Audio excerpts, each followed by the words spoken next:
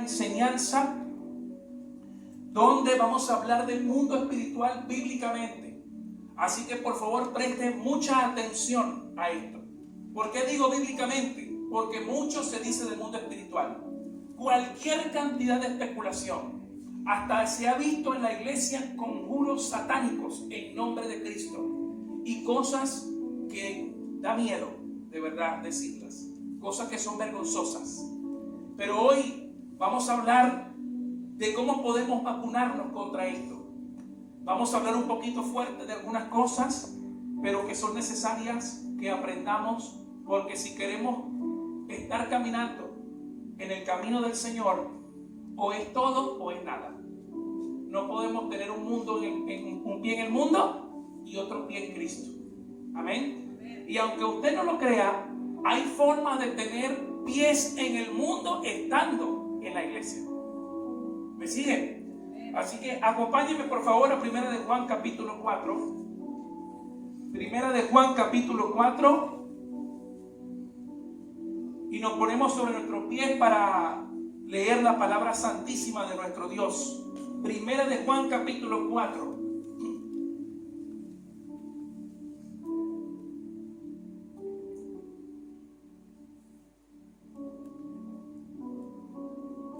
Sí, 1, 2. Bien. 1 de Juan capítulo 4, vamos a leer desde el versículo 1 en adelante. Dice así la palabra santa de Dios, la leemos bajo la bendición del Padre, del Hijo y del Espíritu Santo. Amados, no crean a todo espíritu, sino prueben los espíritus si son de Dios, porque muchos falsos profetas han salido por el mundo. En esto conocerán el Espíritu de Dios. Todo espíritu que confiesa que Jesucristo ha venido en carne es de Dios. Y todo espíritu que no confiesa que Jesucristo ha venido en carne no es de Dios. Y este es el espíritu del anticristo, el cual ustedes han oído que viene y que ahora ya está en el mundo. Amén. Bueno, vamos a orar. Padre, en el nombre de Jesús. Una vez más, Señor, te damos las gracias por este día. Gracias por permitirnos congregarnos en tu nombre. Gracias porque hoy tu palabra va a ministrar nuestra vida en lo más íntimo, Señor. Padre, te pedimos, Dios de los cielos, que hoy, Señor, toda nuestra atención, todo nuestro oído espiritual, nuestra visión espiritual, Señor, se mantenga atenta a tu voz y a lo que hoy quieres mostrarnos a través de tu palabra. Toma control de mi ser, Señor, porque voy a hablarle a un pueblo redimido por la sangre de Cristo, un pueblo que prevalece, un pueblo que es perseverante y un pueblo que quiere ser libre y más libre en el nombre de Jesús. Señor, permite que el poder de tu palabra hoy abra nuestros ojos para conocer el mundo espiritual a través de tu palabra. Te lo pedimos en el nombre de Jesús, porque tuyo es el poder, tuya es la gloria, por siempre y para siempre, Señor. En el nombre de Jesús, y la iglesia dice, amén. Amén. Toma asiento, mi hermano.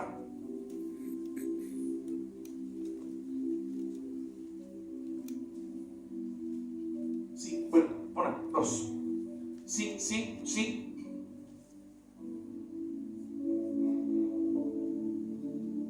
Sí, 1, 2.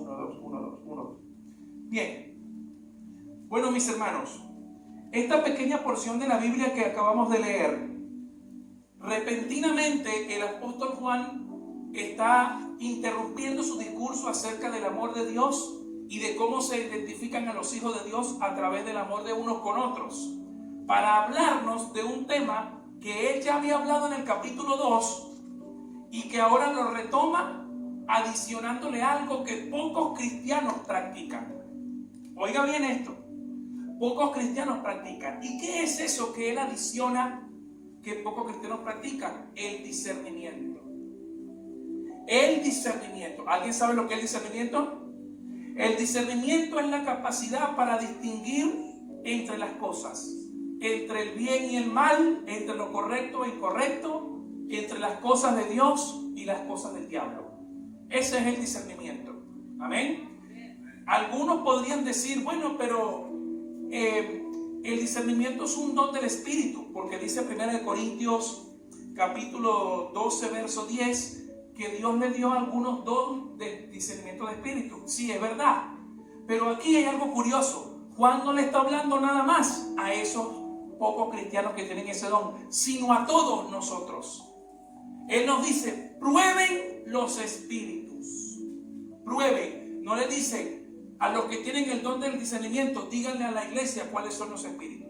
Porque toda la iglesia lucha contra espíritus. ¿Sabía usted eso? Toda la iglesia lucha contra espíritus que conocen su propósito y que están constantemente intentando sabotearlo. Y ya vamos a abrir un poco los ojos a ver cómo trabaja esto, para que aprendamos a identificarlo, porque todo lo que acontece es espiritual. Todo es espiritual. Hay ciertos detalles y ciertas cosas que es necesario que entendamos para que podamos poner alerta roja en aquellas áreas de nuestra vida. Porque nuestro cuerpo, nuestro corazón es un recipiente que si no tiene el Espíritu Santo, corre el riesgo de recibir infinidades de demonios. Y ya vamos a hablar de esto. Primero que nada, el versículo 1 dice, prueben los espíritus. La palabra que Juan está utilizando para decir prueben significa examinar profundamente. Es decir, yo tengo algo que tengo que revisar bien a fondo. De hecho, es la misma palabra que utiliza el apóstol Pablo en 2 Corintios 13:5, que dice, examínense a ustedes mismos si están en la fe. Esa palabra examinar es la misma que usa el apóstol Juan aquí. De manera que esto no es para unos pocos cristianos, vuelvo a insistir, es para todos nosotros. Lo primero que quiero que usted entienda es que usted y yo tenemos la capacidad para discernir. Primero que nada tenemos que pedirle la dirección al Espíritu Santo de Dios, porque Él es el que nos guiará a toda verdad. Amén. Ahora, por ahí se ha querido enseñar que esto es algo que pocos ungidos en la iglesia tienen. Entonces vamos a ciertos lugares donde hay un supuesto profeta que nos dice que tenemos una maldición, que tenemos algo, que tenemos aquello, que yo te tengo que poner la mano para que tú puedas ser libre. Oído. Pero en realidad la Biblia me dice que el Hijo del Hombre es el que liberta. De manera que la primera libertad que puede tener una persona es cuando recibe a Cristo. Ahí se produce la libertad. Juan 8:36. Todo el que el Hijo del Hombre libertare será verdaderamente libre.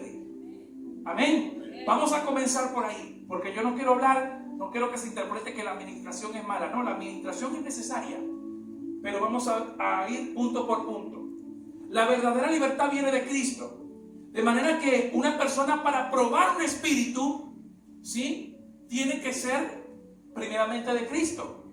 Porque si yo no conozco las cosas de Dios y no tengo visión espiritual, ¿cómo voy a discernir la oscuridad si yo estoy en oscuridad?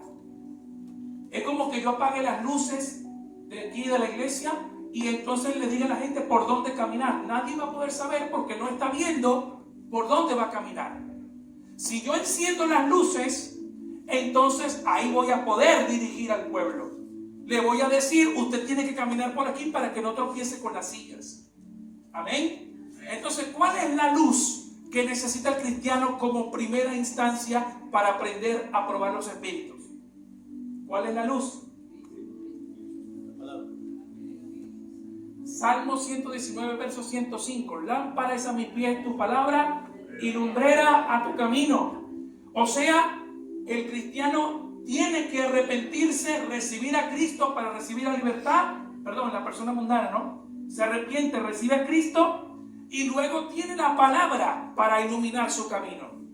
La palabra es la única que le va a ayudar a usted a tener discernimiento, porque usted va a conocer cuál es la voluntad de Dios a través de la palabra. ¿Me siguen? Ahora, el discernimiento no es que yo entre por ese lugar y diga, aquí hay una energía negativa, me parece. Fulano no es de Dios. Aquella anda en algo raro. Eso no es discernimiento.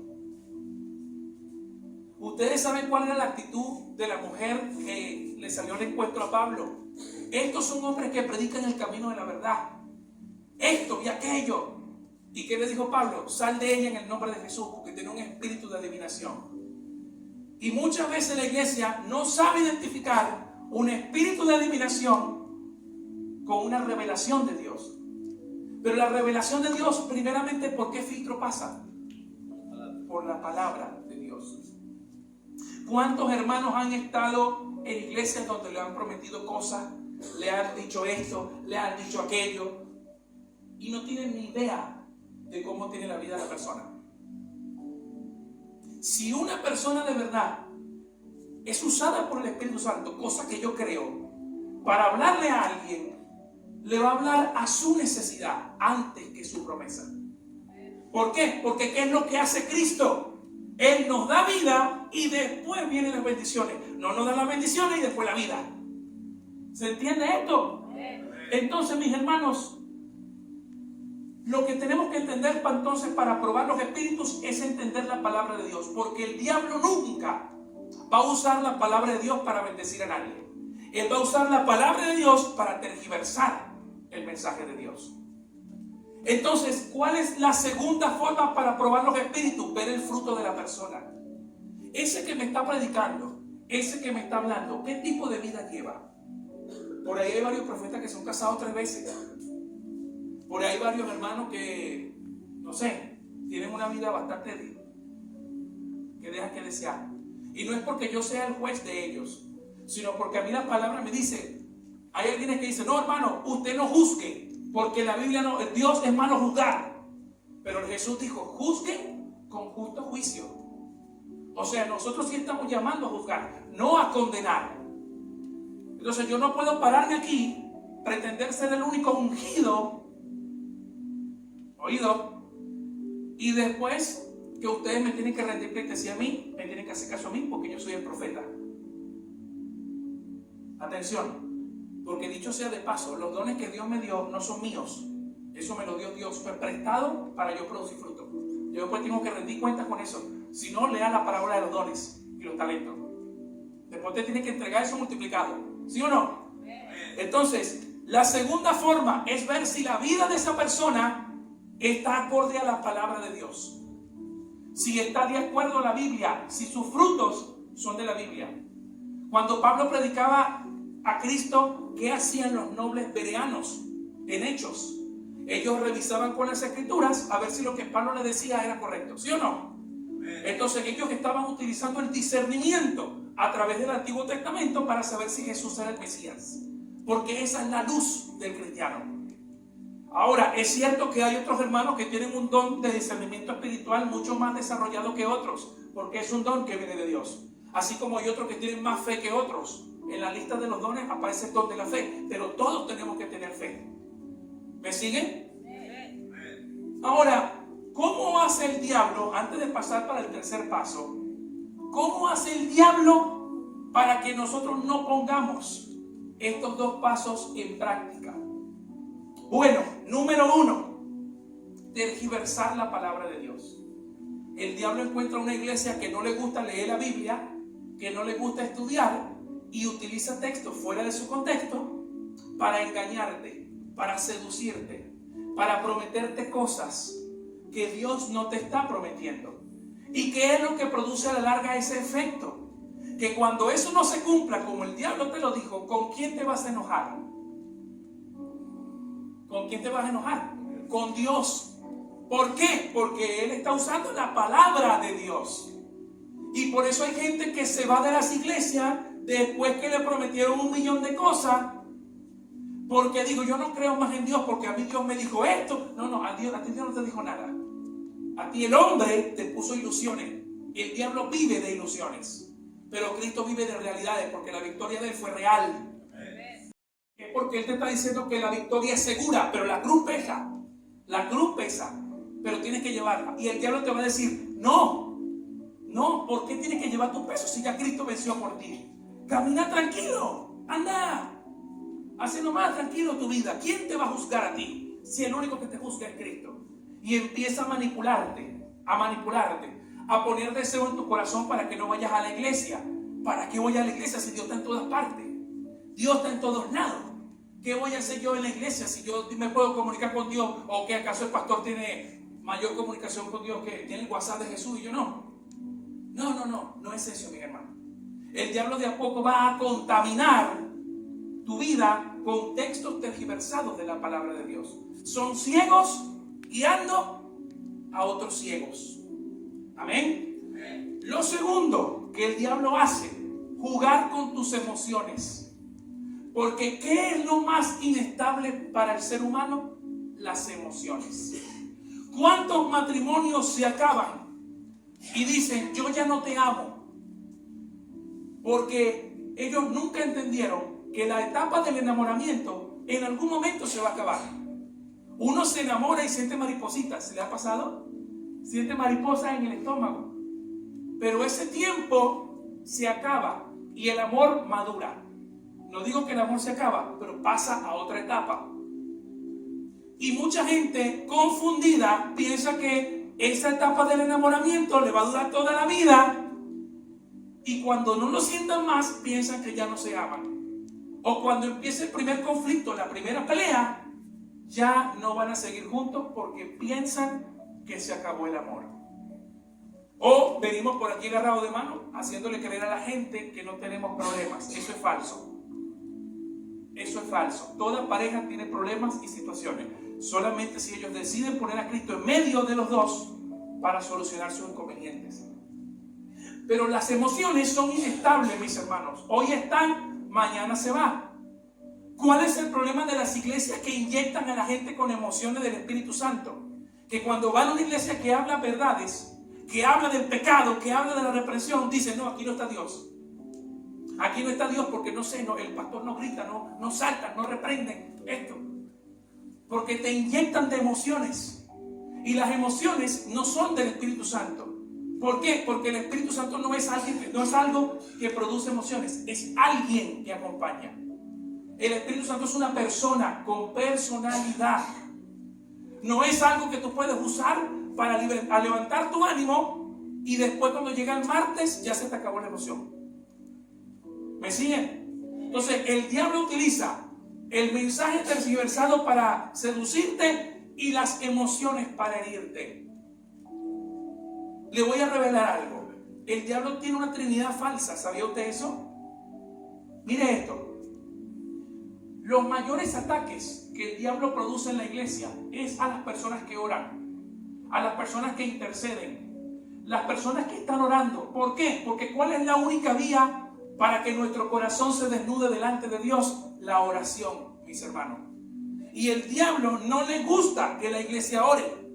Por eso te ponen piedras en el camino. Porque la oración es omnipotente. ¿Sabía usted eso? La oración puede mover la mano de Dios. Puede mover el corazón de Dios. La intercesión puede mover el corazón de Dios. Si no, pregúntele a Abraham. ¿Cuánto intercedió Abraham por Sodoma? Y le decía, Señor, si hay 70, ¿los destruyes? Si hay 70 justos con los impíos, no. ¿Y si hay 30? No. ¿Y si hay 20? No. ¿Y si hay 10? No. Pero el poder de la intercesión es algo que el diablo quiere atacar. Y hay una falsa trinidad en el diablo. Número 1, Satanás, que antes era conocido como Lucifer. Él quiere ocupar el puesto de Dios el Padre. El Dios el Padre es creador. Él quiere destruir. Por eso vino para robar, hurtar y destruir. Número 2, Belial quiere ocupar el lugar de Cristo. ¿Por qué? Porque él quiere la adoración. Y número 3, Beelzebú, o el señor de las moscas, quiere ocupar el lugar del Espíritu Santo, que consuela. Y el Beelzebú se apoya sobre las heridas emocionales de la gente, para que la persona siga atada, y siga herida, y siga ahí pensando en suicidarse, en no continuar, en las adicciones, en los vicios. Ahí está Beelzebú posado, usurpando el lugar que le corresponde al Espíritu Santo, que vino para consolarnos. ¿Se da cuenta? Él tiene una falsa trinidad. Él quiere hacer lo opuesto que la verdadera Trinidad. Y lo va a hacer en los últimos tiempos, con la bestia que ocupa el lugar del Padre, el anticristo, que ocupa el lugar de Cristo, y el falso profeta, que ocupa el lugar del Espíritu Santo. Lo va a hacer en los últimos tiempos, cuando estemos cerca de que se cumpla la gran tribulación. ¿Me sigue, sí o no? Amén. Número 3. ¿Cuál es el tercer paso para probar los espíritus? A través de la doctrina. Miren lo que dice el versículo 2. En esto ustedes van a conocer el Espíritu de Dios. Todo espíritu que confiesa que Jesucristo ha venido en carne es de Dios. Y los que no son de Dios. Ahora, ¿de dónde sale esta expresión? Porque yo no creo que haya alguien aquí en este tiempo que diga que Cristo no vino en carne. Todo el mundo lo dice. Pero en el momento en que Juan escribió esto, había un pequeño grupo de supuestos cristianos que se llamaban los gnósticos. Y ellos habían recibido la mala influencia de los griegos, que le decían que la materia era mala y el espíritu era bueno. Entonces ellos decían, si la materia es mala, Cristo no tuvo que haber tenido cuerpo físico. O sea, que era una ilusión ese cuerpo. Él realmente era un espíritu. Y mira cómo el diablo desde el principio ha estado queriendo cambiar la verdad de Cristo. Porque si Cristo vino en carne, es decir, si Él realmente tuvo cuerpo, entonces Él fue suficiente para su salvación y para la mía. Los testigos de Jehová, los mormones, algunos grupitos que tienen siempre problemas con Jesús. ¿Por qué tienen problemas con Jesús? Porque Jesús es el que venció el diablo en la cruz. Por eso las peores herejías y las peores falsas doctrinas, ¿de dónde vienen? De un falso Jesús. Por eso el diablo utiliza el espíritu del anticristo para engañar a la iglesia y hacerle creer cosas que no son. La doctrina es muy importante, mi hermano. Por eso Pablo le dice a Timoteo, ten cuidado de ti mismo y de la doctrina. Haciendo esto te salvarás a ti y la que te escuchen. Por eso la iglesia tiene que aprender Biblia y aprender lo que cree, porque es presa fácil del enemigo. Es presa fácil del diablo, que ataca tus emociones, tergiversa la palabra y te cambia la doctrina, para que tú creas cualquier barbaridad que te digan. Estaba viendo con mi esposa esta tarde, antes de venir, cómo se ha incrementado la cantidad de pastores pedófilos. Cómo se ha incrementado la cantidad de supuestos pastores abusadores. Y cuando uno revisa para probar esos espíritus, porque les recuerdo que esta palabra espíritu no necesariamente se refiere literalmente a un espíritu, sino se refiere a lo que está dentro de la persona. Se refiere a eso, que obviamente está motivado por una influencia espiritual. Pero vemos eso, vemos cómo la iglesia se está cayendo a pedazos, porque la iglesia está pasando por un enfriamiento espiritual. Y cada vez van a ser más reducidos el remanente que se mantenga en el fuego de Dios. Ese remanente va a tener que prepararse, porque los fríos van a querer calentarse después. ¿Y cómo van a hacerlo? Con aquellos hermanos que estén llenos del Espíritu de Dios, que Dios lo va a usar para abrir los ojos de los otros. Amén. Ahora, ¿cuál es el modus operandi del diablo? Bueno, el diablo utiliza 3 métodos. Número 1, opresión. Atención con esto. Opresión. El ejemplo de la opresión es cuando Dios desechó a Saúl. Cuando Dios desechó a Saúl, él tenía un espíritu que lo atormentaba. ¿Se acuerdan de la historia?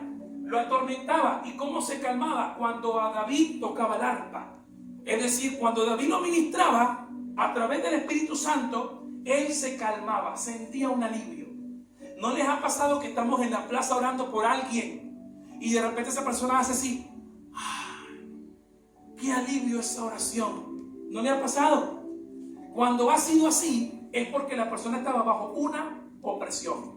Una opresión que puede ser alimentada por cualquier área. Un vicio, una adicción, una pérdida familiar, una rotura emocional, algo que enciende la chispa y el diablo se aprovecha para oprimir. Y la persona está oprimida, llorando sin consuelo, hasta que Dios manda a alguien, oramos y siente el alivio. O que venga una enfermedad de repente, o que todo me pese, todo me cae mal, hay una opresión sobre ti. Porque el diablo quiere destruirte y no quiere que conozca el propósito de Dios. Y para calmarte manda a sus profetas. Gente que te dice, no, tú estás bien. A ti no te pasa nada, quédate tranquilo. Tú estás bien, quédate tranquila, eso no es nada. Manda a sus profetas para que tú no abras los ojos. No tomes esa decisión todavía. Espera. Seguir con tu vida desordenada. Total, todavía estás joven. ¿Qué te puede pasar a ti? Y vienen con esas cositas, esas vocecitas. ¿No? ¿Sí o no? ¿Alguien por aquí me está entendiendo bien? ¿Sí o no? Segundo, la influencia. Una vez que te ha oprimido, empieza a influenciar en ti. ¿Qué es la influencia? Cuando Judas fue a entregar a Jesús, ¿qué dijo? ¿Qué me ofrecen para darle a Jesús? ¿Qué me ofrecen? Ya él estaba actuando bajo influencia satánica. Y aunque estaba bajo el propósito de Dios, él estaba actuando bajo una influencia. ¿Cómo sé que estoy actuando bajo una influencia? Porque siento ganas, ansiedad de volver a un lugar donde el diablo me tenía. De repetir cosas que el diablo quiere que yo repita. Esas ganas, esa influencia me está influenciando a hacer algo. O cuando digo algo, uy, yo dije eso. Uy, yo actué de esta manera. Uy, yo hice esto. Pero en la opresión y en la influencia todavía no hay posesión. Pero está atacando el diablo. Y mientras más lugar le demos, va a pasar lo tercero y último. La posesión. Y la posesión, mis hermanos, evidentemente que ocurre en una persona que no tiene el Espíritu Santo, pero que ya ha estado recibiendo opresión e influencia. La influencia inclusive te puede llevar a investigar si hacer un pacto con el diablo es inocente. Si yo quiero hacer un pacto satánico con la brujería, si a mi hijo, a mi nietito le salió un herpes zóster, ¿sí? Una culebrilla, decía en mi país, y yo tengo que llevarlo con el curandero fulano, nada más para que le cure eso, nada más. Y estás entregando la vida de ese niño por esa enfermedad. ¿Cuántas madres que hoy están en el sexo han entregado a sus hijos a la brujería? Porque el diablo cobra. ¿Sabía usted eso? El diablo le da, pero también cobra. Apréndase eso. El diablo cobra. Y hay un dicho en mi país, no sé si aquí lo dicen. Cuando a alguien le va bien, sin explicación, y de repente cae, ¿qué dice? Así paga el diablo a quien bien le sirve. ¿Sí? Al que le sirve el diablo va a tener su pago. Va a tener su pago. Pero ¿sabe qué? De todo eso nos sacará Cristo. ¿Por qué? Porque Cristo, con el discernimiento, nos está enseñando a evitar eso. Cuando llega la posesión, la persona no siempre se da cuenta al principio, pero hay señales. ¿Cómo? Por ejemplo, cuando la iglesia le molesta, cuando una adoración es como que qué incómodo. Cuando están orando, no cierro los ojos, tengo problemas para concentrarme. Cuando hay algo espiritual, que se está dando una atmósfera en la presencia de Dios, la persona no puede estar quieta, no se puede concentrar, algo le molesta. Hay señales. Pero Él actúa en lo oculto. Por eso cuando estamos ministrando, oramos, Señor, manifiesta lo que hay en esta vida, para que el Señor saque a la luz las cosas que están pasando. Que se posa sobre las emociones, espíritu de muerte, de suicidio, de cosas que pone en la mente el diablo. ¿Cuál es la mejor táctica para ganar una guerra espiritual? Algunos le dirán, bueno, levantarme todos los días a las 3 de la mañana y orar. Eso es una buena práctica, es excelente. Pero ¿sabe cuál es la mejor autoridad para que usted venza en la guerra espiritual? Una vida en santidad. Una vida en santidad. ¿Por qué? Porque alguien que está en santidad está sujeto a Dios. Y nadie que no esté sujeto a Dios no puede tener autoridad. Por eso usted ve cristianos que no pueden echar fuera demonios, que oran y no pasa nada. ¿Por qué? Porque no saben sujetarse a lo instituido por Dios. Y el que no se sujeta no puede tener autoridad. Jesús mismo se sujetó a Juan el Bautista, cumplió toda justicia, hizo y dijo todo lo que el Espíritu Santo dijo. Entonces, mi santidad, mis hermanos, es lo que me va a dar mayor visión para yo probar los espíritus, para yo probar de quién es quién y yo ver los frutos de la persona. El cristiano maduro no está probando los espíritus para denunciar a la gente. Tú eres esto, tú eres aquello. No. El cristiano maduro prueba los espíritus para apartarse de la influencia satánica y para orar por aquellos que están siendo influenciados. Aquí en Santiago del Estero, y lo digo con toda responsabilidad, hay una entrega de la iglesia a la brujería. Se lo digo con toda responsabilidad. Porque la iglesia sigue leyendo horóscopo, sigue en el tarotismo, sigue por ahí, ay, ¿qué signo sos vos? Ay, yo soy Capricornio, yo soy no sé qué, ah, tú eres así. Esas cosas, ¿no? Oído. La iglesia sigue en esas tonteras. Y sigue en eso. Cuando nace un bebé le pone una cosita aquí roja, un lacito aquí rojo. ¿Por qué no se paran mal de ojo? Cuidado. Bueno, pero tú no crees en el Espíritu Santo, no crees en las cosas de Dios. ¿Y qué pasó con eso? ¿Se entiende? Y hay gente que piensa que eso es inocente. No abras puertas que después no vas a poder cerrar. Porque abres una puerta y no te va a pasar un solo demonio, Ellos son odio. La Trinidad es amor. Padre, Hijo y Espíritu Santo se aman y aman porque Dios es amor. Pero Satanás, Belial y Belcebú son odio. Ellos te odian, no te quieren, te odian, te quieren destruir. Cuando el diablo te está diciendo, sí, déjame entrar, vamos a hacer esto. Sí, no, él lo que quiere es que tú te destruyas, porque tú estás hecho a imagen y semejanza de Dios. Y por eso Él te detesta, Él te odia, porque tú tienes mayor autoridad que Él cuando tienes el Espíritu Santo en ti. ¿Se entiende esto? Ojalá la iglesia pueda entender esto. No, yo le tengo miedo al diablo. ¿Qué miedo hay que tener al diablo? ¿Qué miedo lo voy a hacer yo? ¿Qué me puede hacer el diablo a mí? Que me quite mi salvación. Nada.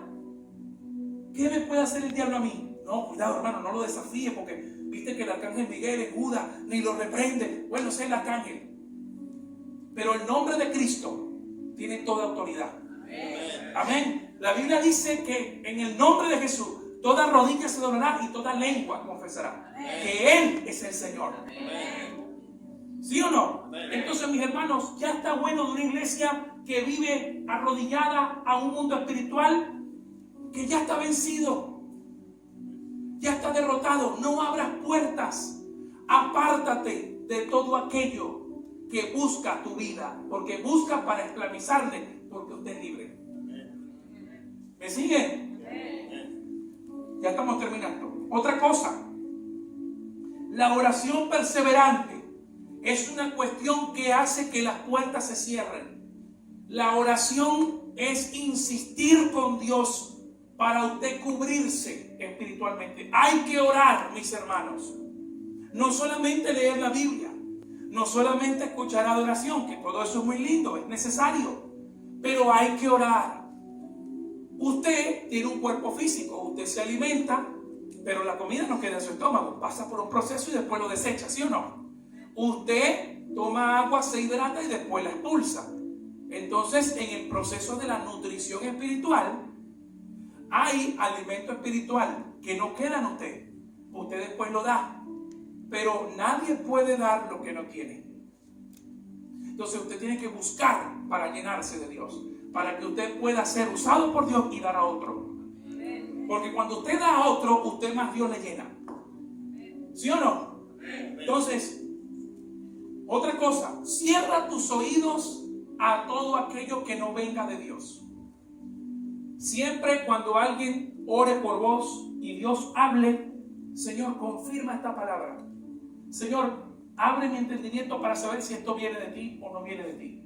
¿Cuántos profetas hay por ahí hablando estas cosas? Pero hermano, usted está menospreciando la profecía. Pablo dice que no hay que menospreciar. No, un momento. La profecía es proclamar la palabra de Dios. No es adivinar futuro nada más. Entonces, yo me pregunto una cosa, con todo respeto. Los profetas del Antiguo Testamento, ¿quiénes amaban a los profetas del Antiguo Testamento?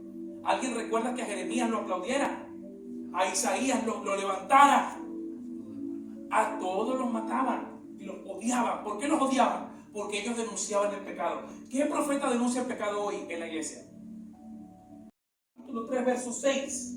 Dice, no hará nada Jehová sin revelárselo a sus siervos, los profetas.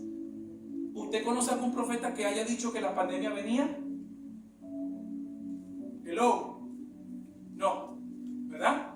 O sea, que no hay siervos entonces en el mundo. ¿Cómo que no? Segunda de Pedro capítulo 1. Perdón, capítulo 2. Pero hubo en el pueblo falsos profetas, como habrá entre ustedes. O sea, ya no somos pueblo, somos iglesia. Oído el tambor. Como habrá falsos maestros. ¿Por qué Pedro no dijo, como habrá también falsos profetas entre ustedes? Porque el maestro de la palabra reemplaza al profeta, porque él va a discernir lo que ya fue revelado. Muy bien, esa es la primera parte. Segunda parte, ahora voy a poner a defender la otra parte. Pero bien, la iglesia pasó por 3 periodos. Nosotros estamos en el tercero. El primer periodo fue el nacimiento de la iglesia. Hechos capítulo 2, la iglesia nació con 3,000 miembros, ¿se acuerdan? Pedro predicó y hay 3,000 miembros, nació la iglesia.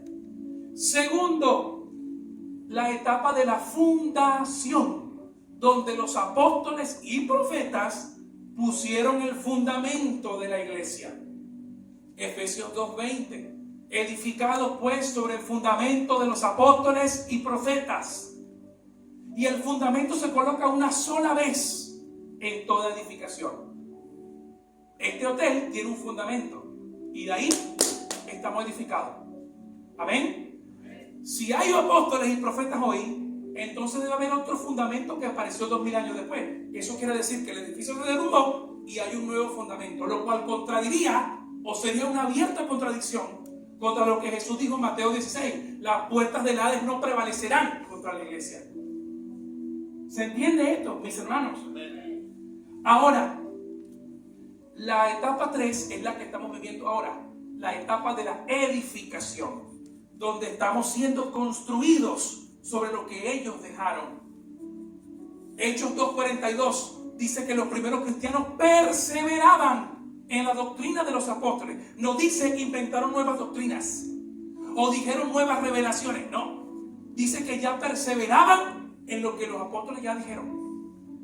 Los discípulos de los apóstoles, como Papías, Ignacio de Antioquía, Ireneo de León, que conocieron a los apóstoles en persona, nunca se llamaron a sí mismos apóstoles y profetas, porque ellos sabían que el último era Juan, no hubo más. Ahora, en 2000 años, de repente en el año 2002, un hombre llamado Charles Wagner, de repente en los años 70 dice que hay un despertar apostólico y profético.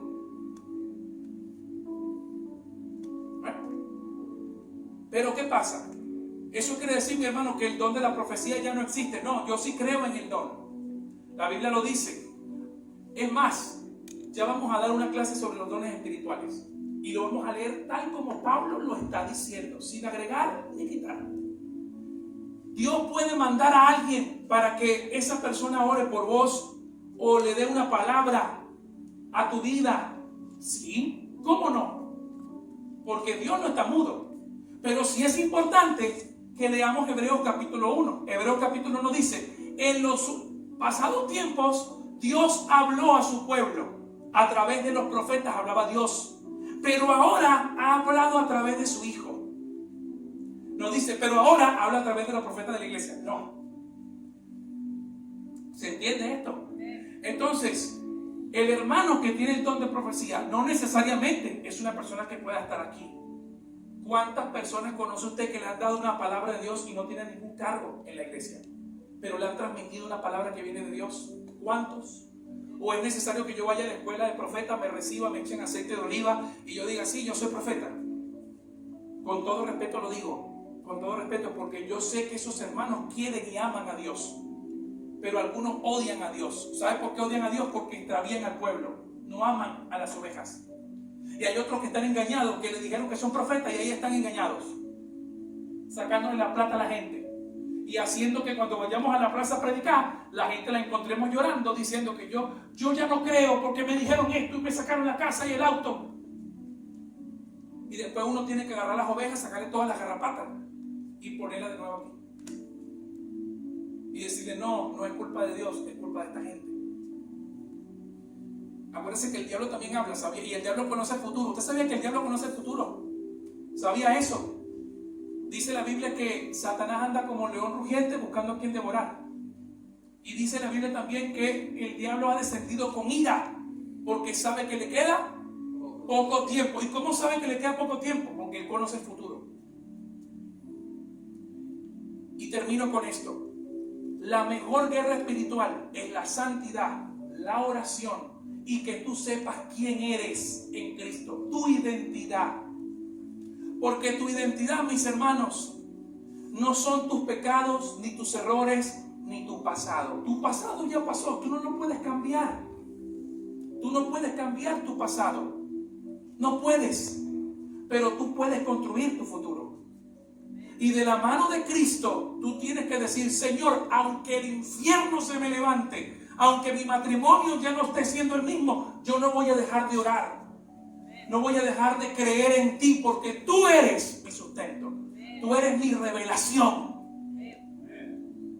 Y aunque hayan dicho que yo no valía nada porque yo estaba inmerso en la pornografía, en la droga, en la ira, en el alcoholismo, estaba hundido en el lodo cenagoso, ese fue mi pasado. Yo ahora tengo vida nueva en Cristo. Y eso es lo que yo me quiero aferrar. Lo que me pasó atrás ya me pasó. Yo quiero tener discernimiento. Yo voy a probar ahora los espíritus. Voy a saber quién me habla, qué me está enseñando. Y me voy a ejercitar en la palabra. Porque usted no puede tener discernimiento si no tiene comunión con la palabra. No existe una oración, Señor, lléname de tu palabra. No, eso no existe. Hay que estudiar la Biblia. Si quiere llenarse de tu palabra, estudia la Biblia. El salmista decía, mi delicia es tu ley. Medito de día y de noche en tu ley. ¿Y qué le dijo Dios a Josué antes de la tierra prometida? Mira que te mando que te esfuerces, que seas valiente. O sea, hay que tener fuerza y valentía, porque Dios te va a acompañar. Amén. No va a haber espíritu satánico que te haga cegar la vista que ya Dios te dio. No hay espíritu de las tinieblas que te pueda hacer frente a ti, porque no eres tú, es lo que está dentro de ti. ¿Sabe quién está dentro de ti? El creador del cielo y de la tierra, que ha elegido tu corazón para vivir. Él puede elegir cualquier otro lugar. Señor, pero mi corazón que está lleno de... Ahí quiero vivir. Ahí quiero vivir. Amén. Entonces, mis hermanos, aprendimos que el discernimiento usted lo puede tener. Deje de jugar al ciego y abra los ojos y empiece a ver esto que me están enseñando, que quién es usted, cómo es su vida. Señor, abre mis ojos, dame palabras, revélame quién es, saca a la luz todo.